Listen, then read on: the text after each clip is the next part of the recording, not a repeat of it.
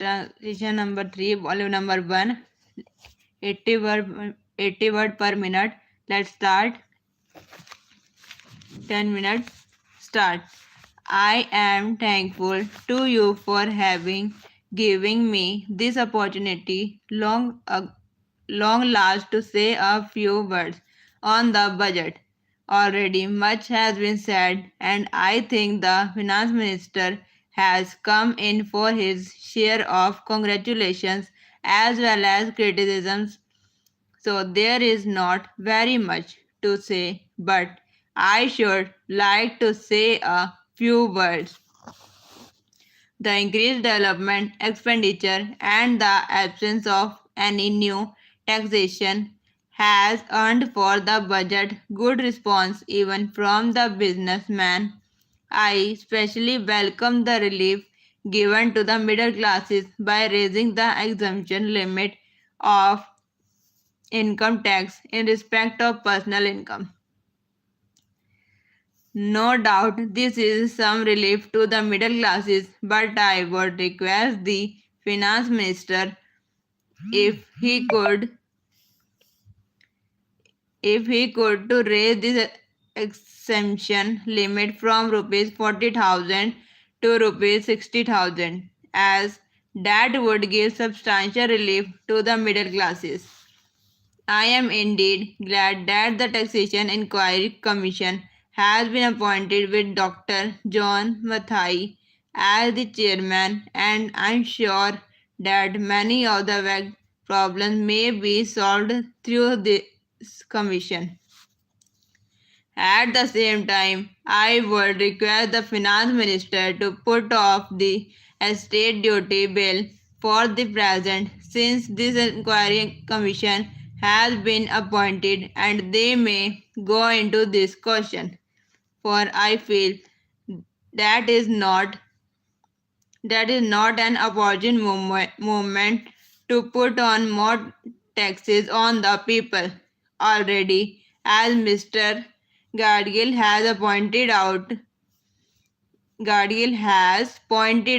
there are so many taxes on the people. The people are overburdened by taxes and they are just trying to recover their stability. So, in regard to state duty, I would ask him to consider about it. My reason for asking it to be postponed, as I have said that the people are still facing economic distress, and then our government is not able to offer the amenities which other countries have where the state duty exists, such as free compulsory education for children, free medical aid, homes for the poor and the destitute, old age pension, etc. So, my humble suggestion is that this point may be considered by the Taxation Inquiry Commission. I agree that there is a brighter side of the picture, and that instead of continually harping on our poverty, we should also see the bright side. We are making encouraging progress towards laying the foundation of a welfare state. With the cooperation of all and the implementation of the 5-year plan, I am sure, sir, that we should be able to lay the foundations and fulfill the dreams of India. It is indeed encouraging to know from the finance minister that there is a tendency of lowering food prices all over the world, and in that case the prices in our country too would be lowered.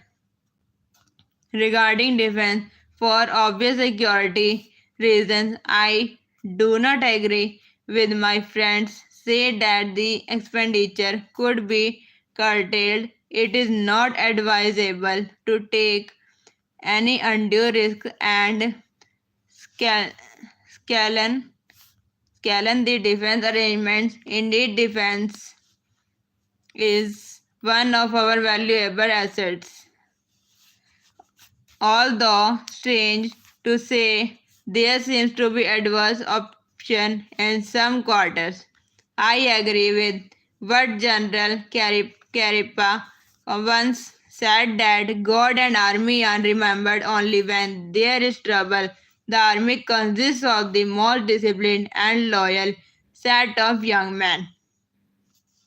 It would not be proper to effect economic in the pay of these brave officers, as it could not be an intensive for the right type of young man to join the army, and it would become ineffective and inefficient.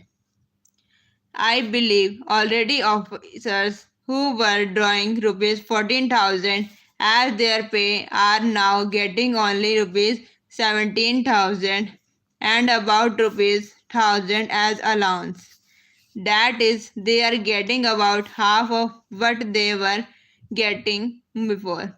It is very hard for those officers on field duty to establish separate establishment for their families and for their children.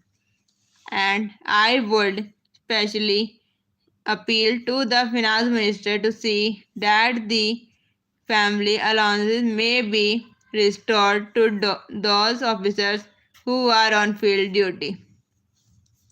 Economy in army could be affected in other ways. There is scope for more efficient operation of defense industries, which process seems slow, and by purchase policy of utilizing goods and storage indigenously manufactured preference should be given to country made war materials such as could be produced here and they would be cheaper than foreign made goods. I may also suggest that the armed forces who are not on field service or under any operational commitments could be utilized for giving military training to the youth in schools and colleges, which would teach discipline and loyalty. The university authorities should make military training as part of their compulsory education, just as they have adopted social, democratic, and political sciences. The National Cadet Corps is already inculcating military training in some universities such as Bombay and Calcutta. But if military training is made compulsory for our university students, it will go a long way. Full stop. ठीक है guys, आज हमारी ये 80 word पर minute की dictation थी. इसको read करना, उसका टाइप करना, टाइप करने के बाद अपनी मिस्टेक फाइंड आउट करना, उसके बाद दोबारा प्रैक्टिस करना जब मिस्टेक आए. कल हम ट्रांजिशन नंबर 4 करेंगे 100 वर्ड पर मिनट की. क्लियर है? ठीक है गाइस, अगर आपको हमारी वीडियो अच्छी लगे प्लीज़ लाइक एंड सब्सक्राइब जरूर करिएगा. Thank you so much. See you tomorrow.